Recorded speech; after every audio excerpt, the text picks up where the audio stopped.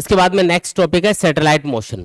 अब हम ये स्टडी करेंगे कि अगर अर्थ के चारों तरफ या किसी भी प्लेनेट के चारों तरफ कोई भी सैटेलाइट चक्कर लगा रहा है तो उसकी वेलोसिटी क्या होगी, उसका टाइम पीरियड कितना होगा और कितनी हाइट पे वो चक्कर लगा रहा होगा, ये सारी चीजें हम कैलकुलेट करके देखेंगे।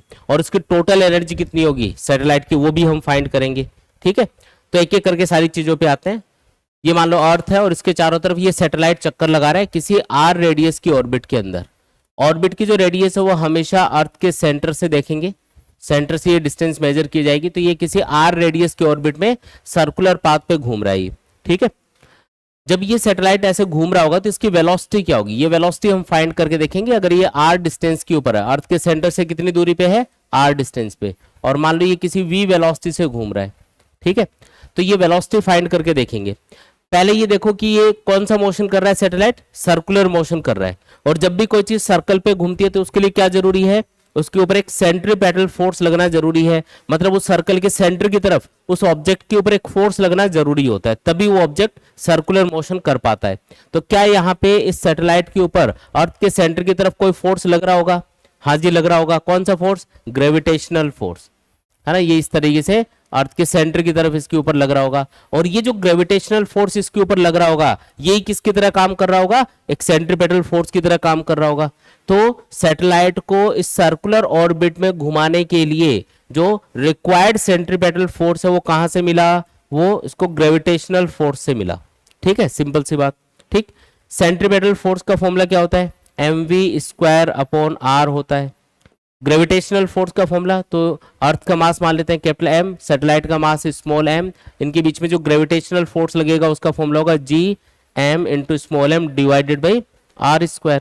तो यहां से एक r उड़ा दो दोनों साइड में और v कैलकुलेट कर लो, तो v कितना आएगा, यह आएगा gm/r और इसका अंडर रूट करना पड़ेगा, यानी कि फॉर्मूला आ गया v = √gm/r। आया समझ में? बिल्कुल आसान है। मतलब जब भी आपको किसी भी सैटेलाइट के लिए जो कि आर रेडियस की ऑर्बिट में घूम रहा होता है उसकी वेलोसिटी फाइंड करनी होगी तो इसका फॉर्मूला होगा √gm/r। ठीक है, दूसरी बात, अगर मान लो ये सैटेलाइट अर्थ के पास से गुजर रहा है, अर्थ से कम हाइट के ऊपर है, मतलब इसकी जो ऑर्बिट की रेडियस होगी वो अर्थ की रेडियस के आसपास ही है, ऐसा मान के हम लोग इसको सॉल्व कर रहे हैं। तो अगर इसमें स्पेशल केस है ये, अगर स्मॉल आर की वैल्यू लगभग किसके बराबर है, कैपिटल आर के बराबर है, यानी कि अर्थ की रेडियस कैपिटल आर के बराबर है, मान लो किसके बराबर है, कैपिटल आर के बराबर है। तो उस कंडीशन में जब आप स्मॉल आर की जगह कैपिटल आर पुट करोगे, यानी कि 6400 kilometre mass of the earth यहाँ पे पुट करोगे, जी की वैल्यू पुट करोगे और इसको सॉल्व करोगे, तो ये वैल्यू निकल के आएगी वेलोसिटी की लगभग 8 किलोमीटर/सेकंड के बराबर। यानी कि अगर कोई भी सैटेलाइट अर्थ की सरफेस के आसपास से कहीं गुजर रहा हो, बिल्कुल पास में भी नहीं है, ऐसा नहीं कि छत से जाके पकड़ लेंगे उसको, ये नहीं, इतना भी पास नहीं है, लेकिन अर्थ की जो रेडियस है 6400 किलोमीटर, उसकी कंपैरिजन में जो डिस्टेंस है वो कम ही है अर्थ की सरफेस से, इसलिए उसको अर्थ के सरफेस के पास ही माना जा रहा है। उस कंडीशन में उसकी वेलोसिटी कितनी आएगी, 8 किलोमीटर/सेकंड के बराबर आएगी। ठीक है, ये डेटा याद रहे तो इससे कई बार क्या होता है कि टिक करने वाले क्वेश्चन आते हैं कि एक सैटेलाइट अर्थ की सरफेस के पास से गुजर रहा है, बताओ उसकी स्पीड कितनी होगी। तो आपको कैलकुलेट नहीं करनी पड़ेगी, अगर ये याद होगा तो याद कर लेना ये। ठीक है, बस ये फॉर्मूला याद करना है, एक ये वैल्यू याद कर लेना, दो ही चीजें याद करनी है इसमें। फिर हम कैलकुलेट करते हैं कि इसका टाइम पीरियड कितना होगा। टाइम पीरियड मतलब इसको एक चक्कर लगाने में कितना टाइम लगेगा। तो सोच के बताओ कि जब ये एक चक्कर कंप्लीट करेगा तो कितनी दूरी कवर कर लेगा, ये सर्कुलर पाथ पे घूम रहा है ना, तो एक चक्कर में कितनी दूरी कवर करेगा बताओ सोच के, 2πr, कितनी दूरी कवर करेगा, 2πr, और उसकी वेलोसिटी क्या होगी, v। तो टाइम लगेगा, टाइम का फॉर्मूला होता है time = distance upon velocity, distance इसने कवर करी 2πr, वेलोसिटी है v। अब v की जो वैल्यू है वो यहां से पुट कर दो, v की वैल्यू तो हम कैलकुलेट कर चुके हैं ना, तो t आएगा 2πr अपॉन v की वैल्यू पुट करेंगे √gm/r। तो सॉल्व करो इसको, t क्या आएगा 2π। अब देखो इसको पहले तो थोड़ा सॉल्व करते, चलो r इधर लिख दिया और इसको मैं उल्टा करके लिख रहा हूं, तो ये बनेगा √r अपॉन gm। अब ये r है ना, इसको अंदर ले जाओ, इसको अंदर ले जाओगे तो r² होके अंदर जाएगा, तो टाइम पीरियड का फॉर्मूला क्या बनेगा, 2π√r³ बनेगा। ठीक है, ये अपना आंसर आ गया। ये लो जी, टाइम पीरियड का फॉर्मूला अपने पास आ चुका है। तो जब भी कोई सैटेलाइट अर्थ के चारों तरफ चक्कर लगा रहा होगा तो उसका जो टाइम पीरियड होगा वो होगा t = 2π√r³ अपॉन gm के बराबर। आर मतलब रेडियस ऑफ द ऑर्बिट, ये हमको पता होनी चाहिए, बाकी वैल्यूज हम पुट करके सॉल्व कर सकते हैं कि इसका टाइम पीरियड कितना रहने वाला है। ठीक है, आप चाहो तो इस फॉर्मूले को एक्सेलरेशन ड्यू टू ग्रेविटी के टर्म्स में भी लिख सकते हो। हमको पता है ना एक्सेलरेशन ड्यू टू ग्रेविटी का फॉर्मूला क्या होता है, किसी भी आर हाइट के ऊपर जीएम अपॉन आर स्क्वायर। तो एक काम करते हैं, ये जो जीएम लिखा है इसको हम क्या लिख सकते हैं, अगर मैं अच्छा इसको capital R acceleration due to gravity at the earth surface उसके टर्म्स में लिख देता हूं। हमको पता है कि acceleration due to gravity at the earth surface का फॉर्मूला होता है GM upon capital R square. तो जो जीएम है उसको आप क्या लिख सकते हो, small G into R square. तो यहाँ पे small G into R square लिखोगे तो यही फॉर्मूला इस तरीके से भी लिखा जा सकता है, 2 pi under root R cube upon small G into R square. आप चाहो तो ये वाला फॉर्मूला यूज कर लो, ज्यादातर फॉर्मूला यही काम आएगा वैसे अपने पहले वाला, लेकिन इसको स्मॉल जी की टर्म्स में भी लिखा जा सकता है, कोई दिक्कत नहीं है। ठीक है, अच्छा एक और चीज, अगर मान लो कि ये सैटेलाइट अर्थ की सरफेस के पास से गुजर रहा होगा तो फिर इसका टाइम पीरियड कितना आएगा। अगर मान लो जैसे हमने ये वेलोसिटी कैलकुलेट करी ना कि अगर अर्थ की सरफेस के पास से गुजर रहा है कोई सैटेलाइट तो उसकी स्पीड तो होती है 8 किलोमीटर पर सेकेंड, तो उसको टाइम कितना लगेगा एक चक्र कंप्लीट करने में।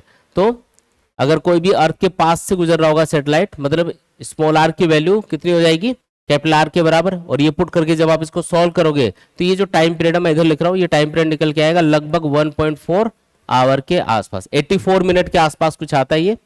ठीक है, तो 1.4 आवर के आसपास आएगा, तो इसका जो टाइम पीरियड है ना वो रहेगा 1.4 आवर्स। ठीक, दोनों बातें समझ में आ गई। तीसरी चीज है हाइट ऑफ द सैटेलाइट क्या होगी। तो हाइट ऑफ द सैटेलाइट का मतलब है कि अर्थ की सरफेस ही कितनी हाइट के ऊपर होगा, ये वाली दूरी बतानी है। तो ये जो स्मॉल आर है यहां से यहां तक की दूरी है, क्या हम इसको ऐसे लिख सकते हैं, small R equal to H plus capital R. भाई अर्थ की जो रेडियस है उसमें आप हाइट ऐड कर दो तो ये स्मॉल आर की वैल्यू आ जाएगी अपने पास, तो स्मॉल आर को हम लिख सकते हैं एच प्लस कैपिटल आर। अब मैं इस वाले फॉर्मूले से या इस वाले फॉर्मूले से कोई भी एक फॉर्मूले से सॉल्व कर देता हूं, जैसे इससे सॉल्व करके बता रहा हूं कि हाइट ऑफ द ये सैटेलाइट क्या आएगी। तो यहाँ पे हम पहले तो इसका स्क्वायर कर देते हैं, तो ये बन जाएगा T square equal to 4 pi square into R cube है, आर क्यूब की जगह लिखना है एच प्लस आर का cube divided by G M. अब ये जो एच प्लस आर क्यूब है इसको एक साइड में रखो, एच प्लस आर क्यूब इसको एक साइड में रखा, बाकी सब उधर ले जाओ, तो ये इधर जाएगा, तो T square G M upon 4 pi square बन गया ये। ठीक है, फिर पावर 1/3 कर दो दोनों साइड में, तो इधर तो आएगा एच प्लस आर और इधर आएगा T square G M upon 4 pi square, और इसकी पावर क्या करनी पड़ेगी 1/3। ठीक है, और उसके बाद में क्या करना है, आपको h की वैल्यू चाहिए तो r को उधर माइनस कर दो, तो h की वैल्यू आ जाएगी T square G M divided by 4 pi square power 1/3 minus क्या करना है r, ये अपना आंसर आ गया। अब ये जो हाइट वाला फॉर्मूला नहीं, कोई रेयर केस में काम आएगा, तो ज्यादा इसके टेंशन मत लेना कि सर ऐसा टिपिकल सा फॉर्मूला यूज करना पड़ेगा क्या। अगर कहीं पे पूछ ले तो आप कैलकुलेट कर लेना ऐसा, बाकी कम पूछते हैं, ज्यादातर आपको क्वेश्चन पूछे जाएंगे एक तो वेलोसिटी के ऊपर और एक टाइम पीरियड के ऊपर, तो ये दो फॉर्मूले अच्छे से याद होने चाहिए हमको। ठीक है, क्लियर इतना, चलते आगे।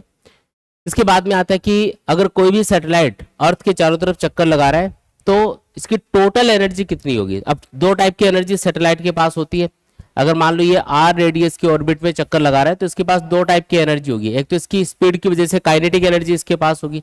पहली एनर्जी कौन सी है, काइनेटिक एनर्जी, जो कि बराबर होगी हाफ mv स्क्वायर के, और दूसरी एनर्जी कौन सी है बताओ, वो है पोटेंशियल एनर्जी। पोटेंशियल एनर्जी कितनी होगी, तो जब भी कोई भी 2 मास सिस्टम दे रखा हो, अर्थ का मास कैपिटल m मान लो, रेडियस कैपिटल r एज्यूम कर लेते हैं, तो सैटेलाइट का मास अगर स्मॉल m है तो अर्थ के सेंटर और सैटेलाइट के सेंटर इनके बीच का डिस्टेंस हो गया स्मॉल r, और ये जो 2 मास सिस्टम बनेगा इसमें इस सैटेलाइट की जो पोटेंशियल एनर्जी आएगी वो आएगी minus G M into small M divided by small r के बराबर। ये पोटेंशियल एनर्जी का फॉर्मूला है वो लगाया हमने। तो ये दो टाइप की एनर्जी इसके पास में है, तो जो टोटल एनर्जी बनेगी वो इन दोनों का सम होगी। ठीक है, तो total energy of the satellite हम लिख देते हैं, ये होगी kinetic energy plus potential energy, यानी कि हाफ mv स्क्वायर माइनस, ये माइनस में लिखेंगे तो ये प्लस की जगह माइनस हो गया, G M M upon small R, ये आ गया अपने पास आंसर। थोड़ा और सिंप्लीफाई करते हैं। हमको पता है कि सैटेलाइट को घूमने के लिए जो रिक्वायर्ड सेंट्रीपेटल फोर्स है वो कहां से मिलता है, ग्रेविटेशनल फोर्स से। इस पे जो ग्रेविटेशनल फोर्स लगता है वही सेंट्रीपेटल फोर्स की तरह काम करता है। Gravitational force equal to centripetal force. तो ग्रेविटेशनल फोर्स का formula Gm/m divided by R square, और सेंट्रीपेटल फोर्स का फॉर्मूला होता है mv²/r। ठीक है, एक आर उड़ा देंगे दोनों साइड में, तो mv² किसके बराबर लिख सकते हो? Gmm/r के बराबर लिख सकते हो। यहाँ से लिख देता हूँ नीचे, mv² किसके बराबर आया यहाँ से? Gm/m डिवाइडेड बाई आर के बराबर आया। अब ये वैल्यू मैं mv² की यहाँ पे पुट करूंगा ताकि ये सॉल्व हो जाए। तो mv² की जगह मैंने लिखा Gmm/r माइनस Gmm/r। तो बताओ सॉल्व करोगे तो टोटल एनर्जी कितनी आएगी? टोटल एनर्जी आएगी -1/2 Gmm/r के बराबर। ठीक है, ये अपनी टोटल एनर्जी आ गई सैटेलाइट की। तो जो सैटेलाइट है उसकी टोटल एनर्जी होगी -1/2 Gmm/r। ठीक है, अच्छा एक चीज और, अब मैं टोटल एनर्जी, काइनेटिक एनर्जी और पोटेंशियल एनर्जी इन तीनों को कंपेयर कर रहा हूं एक बार। ठीक है, काइनेटिक एनर्जी का फॉर्मूला है हाफ mv², और mv² को वहां से हम क्या लिख सकते हैं? हम लिख सकते हैं Gmm/r। तो 1/2 Gmm/r लिख देता हूं। एक चीज नोटिस करो कि जो काइनेटिक एनर्जी की वैल्यू है और जो टोटल एनर्जी की वैल्यू है वो सेम आ रही है, बस ये नेगेटिव में आ रही है, ये पॉजिटिव में होती है। तो एक रिलेशन में लिख रहा हूं यहाँ पे कि जो टोटल एनर्जी है वो हमेशा बराबर होगी काइनेटिक एनर्जी की मैग्नीट्यूड में, लेकिन काइनेटिक एनर्जी के आगे माइनस का सिंबल लगाना पड़ेगा, तब जाके आपके पास टोटल एनर्जी निकल के आएगी। और जो पोटेंशियल एनर्जी है उसको देखो, ये है -Gmm/r, मतलब जो टोटल एनर्जी है उससे डबल आ रही है, क्योंकि इसमें 1/2 आ गया ना, इसलिए इससे डबल है। तो मतलब टोटल एनर्जी क्या होगी? जो पोटेंशियल एनर्जी है उसका हाफ होगी, एक तरह से ऐसा बोल सकते हो। तो पोटेंशियल एनर्जी डिवाइडेड बाई 2, ये जो रिलेशन है ये काफी इंपॉर्टेंट है, कई क्वेश्चंस में हम इसको यूज करने वाले हैं, तो ये याद रखेंगे।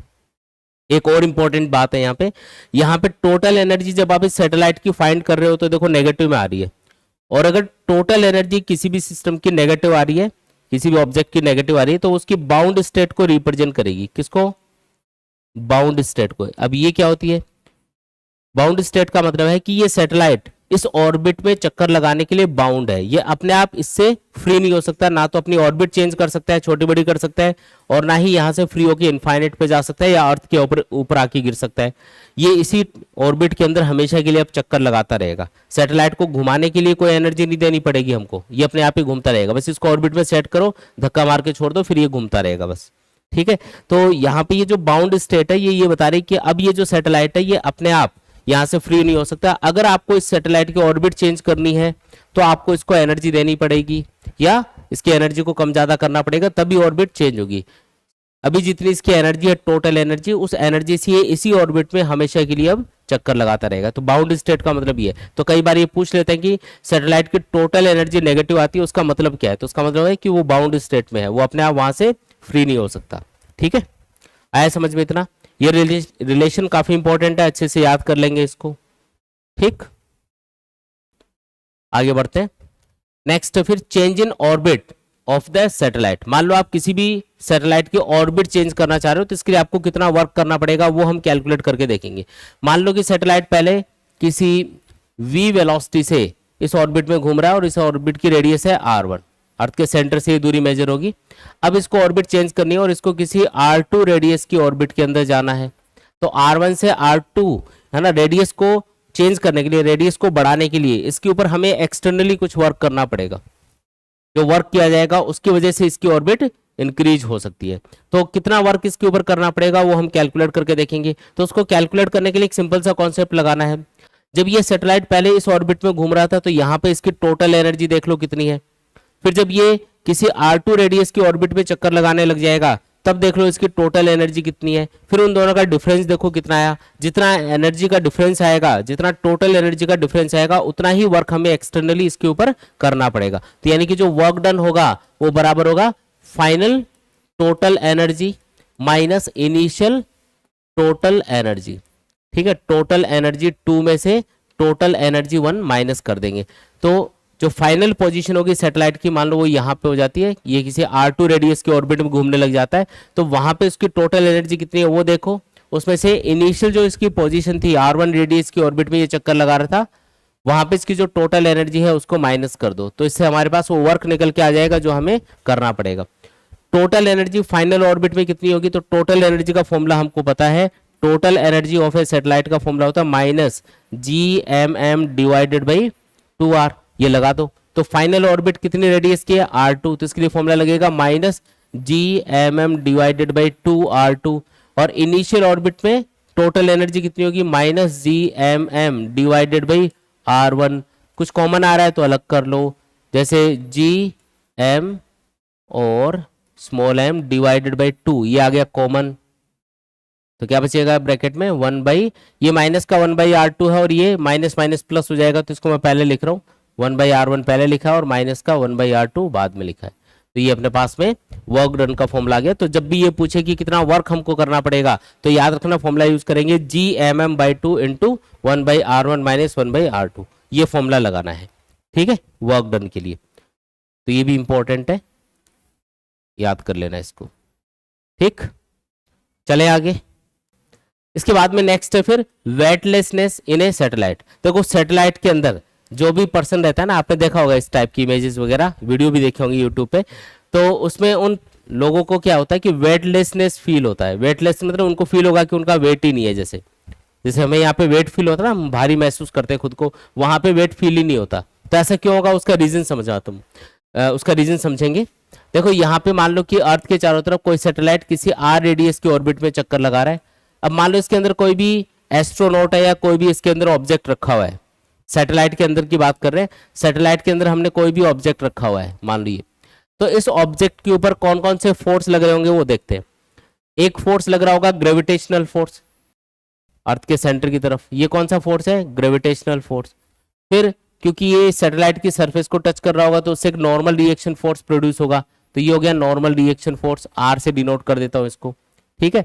और क्योंकि नेट फोर्स तो इसके ऊपर सैटेलाइट के ऊपर अर्थ के सेंटर की तरफ ही लग रहा होगा, इसलिए मैं इसको लिख देता हूं कि नेट फोर्स जो सेंटर की तरफ लगा वो लगा gravitational force minus reaction force, और न्यूटन सेकंड लॉ के अकॉर्डिंग ये बराबर होना चाहिए इस बॉडी के मास इनटू एक्सेलरेशन की। अब एक्सेलरेशन कितना होगा, तो यहाँ पे जब ये सैटेलाइट जब यहाँ पे किसी अर्थ के सेंटर से R डिस्टेंस पे होगा, तो इसका जो एक्सेलरेशन होगा, इस पे जो एक्सेलरेशन काम करेगा, एक्सेलरेशन ड्यू टू ग्रेविटी, उसकी वैल्यू होगी यहाँ पे G equal to GM upon R square के बराबर। तो ये वैल्यू मैं एक्सेलरेशन की यहाँ पे पुट करूंगा। साथ में ग्रेविटेशनल फोर्स का फॉर्मूला क्या होगा, यहाँ पे अगर स्मॉल m मास रखा है तो उस पे अर्थ की वजह से जो ग्रेविटेशनल फोर्स लगेगा उसका फॉर्मूला होगा GM into M divided by R square minus capital R equal to mass, और एक्सेलरेशन क्या लेना है, इस बॉडी का एक्सेलरेशन जो अर्थ के सेंटर की तरफ होगा वो होगा GM अपॉन R स्क्वायर, ठीक है। एक चीज नोटिस करो कि GMM upon R square, GMM upon R square, ये तो आपस में कैंसिल हो जाएंगे, R को इधर ले जाओ, इसको इधर लाओ, तो R इक्वल टू क्या आएगा, 0, यानी कि रिएक्शन फोर्स क्या आएगा, 0, यानी कि जो बॉडी इसके अंदर रखी है उसके ऊपर नेट फोर्स क्या हो गया, 0 हो गया, तो वो कोई रिएक्शन फोर्स प्रोड्यूस नहीं कर पा रही है। इसलिए किसी भी सैटेलाइट के अंदर जितने भी लोग होते हैं, जो भी पर्सन होते हैं, जो भी ऑब्जेक्ट्स होते हैं, वो हमेशा वेटलेस फील करेंगे। आप इसको ऐसे भी याद रख सकते हो कि उसके ऊपर जो अंदर की तरफ लगने वाला ग्रेविटेशनल फोर्स होगा और बाहर की तरफ, क्योंकि ये सर्कुलर मोशन कर रहा है, तो बाहर की तरफ लगने वाला जो सेंट्रीफ्यूगल फोर्स होगा वो आपस में इक्वल हो जाता है, और इक्वल होने से वो आपस में कैंसिल, तो नेट फोर्स क्या हो गया ऑब्जेक्ट पे 0, इसलिए वो वेटलेस फील करेगा। वेट तभी तो फील करेंगे जब हमारे ऊपर कोई फोर्स लग रहा होगा, तो यहाँ पे इसलिए वेटलेसनेस कंडीशन फील होती है, ठीक। हाँ, नेक्स्ट टॉपिक क्या है, जियो स्टेशनरी सैटेलाइट। जियो स्टेशनरी सैटेलाइट का मतलब है ऐसा सैटेलाइट जो अर्थ से देखने पे हमेशा आपको स्टेशनरी दिखाई देता है, उसको हम बोलते हैं जियो स्टेशनरी सैटेलाइट। और ये स्टेशनरी दिखाई क्यों देता है, इसका रीजन समझो। मान लो कि ये अर्थ है अपनी और ये सैटेलाइट है, अब अर्थ भी घूम रही होती है और सैटेलाइट भी घूम रहा होता है अपनी ऑर्बिट में। अगर दोनों का टाइम पीरियड सेम कर दिया जाए, सोचो एक बार, जैसे अर्थ को एक चक्कर कंप्लीट करने में कितना टाइम लगता है, 24 आवर्स, तो इस सैटेलाइट को भी अगर 24 आवर्स लगे अपनी ऑर्बिट में एक चक्कर कंप्लीट करने में, तो ये अर्थ के साथ साथ ही तो घूमता रहेगा। तो यहाँ पे जो पर्सन बैठा है उसको दिखेगा कि सैटेलाइट तो रुका हुआ है अपनी जगह पे, क्योंकि वो घूम तो रहा है लेकिन वो अर्थ के साथ साथ ही घूम रहा है, ऐसे समझ रहे हो बात। इसकी वजह से अर्थ के ऊपर जो भी पर्सन है उसको वो सैटेलाइट हमेशा स्टेशनरी दिखाई देता है, इसलिए इसको बोलते हैं जियो स्टेशनरी सैटेलाइट। वैसे स्टेशनरी नहीं होता है, ये जो अर्थ के ऊपर पर्सन खड़ा है वो खुद के रिलेटिवली उसको देख रहा है, इसलिए उसको स्टेशनरी नजर आ रहा है वो, जैसे दो कार जा रही है और दोनों की अगर स्पीड बराबर है तो एक कार में जो बैठा हुआ पर्सन है उसको दूसरी रुकी हुई नजर आएगी, वही कॉन्सेप्ट है, ठीक है। अच्छा, जियो स्टेशनरी सैटेलाइट बोला, इसका मतलब इसका टाइम पीरियड तो आपको पता चल गया कितना होगा, 24 आवर्स होगा, क्योंकि अर्थ के घूमने का जो टाइम है वही टाइम इसका होना चाहिए, तभी तो स्टेशनरी नजर आएगा। तो एक तो ये याद रखो, ये भी क्वेश्चन पूछा हुआ है कई बार कि जियो स्टेशनरी सैटेलाइट का टाइम पीरियड कितना होता है, तो 24 आवर्स होगा, ठीक है। अच्छा, इसकी वेलोसिटी कितनी आएगी, तो वेलोसिटी का फॉर्मूला अपने पास है √GM/r। कोई भी सैटेलाइट जब किसी r रेडियस के ऑर्बिट पे चक्कर लगाता है तो उसकी वेलोसिटी का फॉर्मूला ये होता है। तो अगर आप इस फॉर्मूले से अगर आप इसकी वेलोसिटी कैलकुलेट करोगे तो ये वेलोसिटी करीब करीब आती है 3.1 किलोमीटर पर सेकंड के बराबर। और अगर आप इसकी हाइट कैलकुलेट करोगे कि जियो स्टेशनरी सैटेलाइट कितनी हाइट पे रहेगा, यहां से यहां तक की दूरी बतानी है, तो ये हाइट होती है लगभग 6r के बराबर। और अगर अर्थ के सेंटर से ये दूरी बतानी है कि सैटेलाइट कितना दूर होगा जियो स्टेशनरी सैटेलाइट, तो वो r होगा 6r + r यानी कि 7r के लगभग बराबर। तो इसको लगभग 7r के बराबर मानेंगे। तो ये चीज याद रखनी है कि जियो स्टेशनरी सैटेलाइट की अर्थ की सरफेस से हाइट तो होती है 6r के बराबर और अर्थ के सेंटर से दूरी होती है 7r के बराबर, वेलोसिटी होती है इसकी 3.1 किलोमीटर पर सेकेंड, ठीक है। फॉर्मूले से सॉल्व करोगे तो, और इसका टाइम पीरियड कितना आएगा, 24 आवर्स के बराबर आएगा। आया समझ में? तो ये चीजें इसके लिए याद रखनी है, बस इतना ही है इसके बारे में। A satellite moving in a circular orbit around Earth has total energy E0. Find its kinetic energy and potential energy. जो अर्थ है उसके चारों तरफ एक सैटेलाइट चक्कर लगा रहा है, उसकी टोटल एनर्जी कितनी है, E0 के बराबर है। इसके आगे एक माइनस का सिंबल मैं लगा रहा हूं अपनी तरफ से क्योंकि टोटल एनर्जी नेगेटिव होती है। अब ये पूछ रहा है कि इसकी काइनेटिक एनर्जी कितनी होगी और पोटेंशियल एनर्जी कितनी होगी। क्या रिलेशन है तीनों में? जो टोटल एनर्जी वो काइनेटिक एनर्जी के बराबर ही होती है, बस काइनेटिक एनर्जी पॉजिटिव होगी, टोटल एनर्जी नेगेटिव होगी। और अगर पोटेंशियल एनर्जी पूछे तो पोटेंशियल एनर्जी हमेशा टोटल एनर्जी से डबल होती है, तो -2E0 हो जाएगी। ये आपका आंसर है। आया समझ में? क्लियर है एकदम? ठीक है। अगला क्वेश्चन देखो, what will be the time period of A pendulum in A satellite revolving around the earth. अब ये बोल रहा है कि एक सैटेलाइट है और वो अर्थ के चारों तरफ रिवॉल्व कर रहा है और उसके अंदर एक पेंडुलम है। मान लो ये अर्थ है और इसके चारों तरफ किसी ऑर्बिट के अंदर एक सैटेलाइट चक्कर लगा रहा है। मान लो कि ये है वो सैटेलाइट जो चक्कर लगा रहा है और इसके अंदर एक पेंडुलम है। इसका टाइम पीरियड पूछा जा रहा है कि इसका टाइम पीरियड कितना होगा। ये अपना सैटेलाइट, आपको इसका पेंडुलम का टाइम पीरियड बताना है। इसमें ये किसी r रेडियस के ऑर्बिट में चक्कर लगा रहा है, ठीक है, अर्थ के चारों तरफ। ये वाला केस आपको दिया हुआ है, तो इस पेंडुलम का टाइम पीरियड कितना होगा। तो पेंडुलम का कोई सिंपल पेंडुलम होता है, उसका टाइम पीरियड का फॉर्मूला होता है T = 2π√L/g के बराबर। कोई भी सिंपल पेंडुलम होता है ना, सिंपल पेंडुलम मतलब एक धागे से किसी ऑब्जेक्ट को बांधो फिर उसको ऐसे डिस्प्लेस करके छोड़ो तो इस तरीके से ऑसिलेशन करता रहेगा, उसी को हम बोलते हैं सिंपल पेंडुलम। उसका टाइम पीरियड का फॉर्मूला ये होता है T = 2π√L/g, यानी कि वो g पे डिपेंड करता है कि कितना एक्सेलरेशन उस पर काम कर रहा है।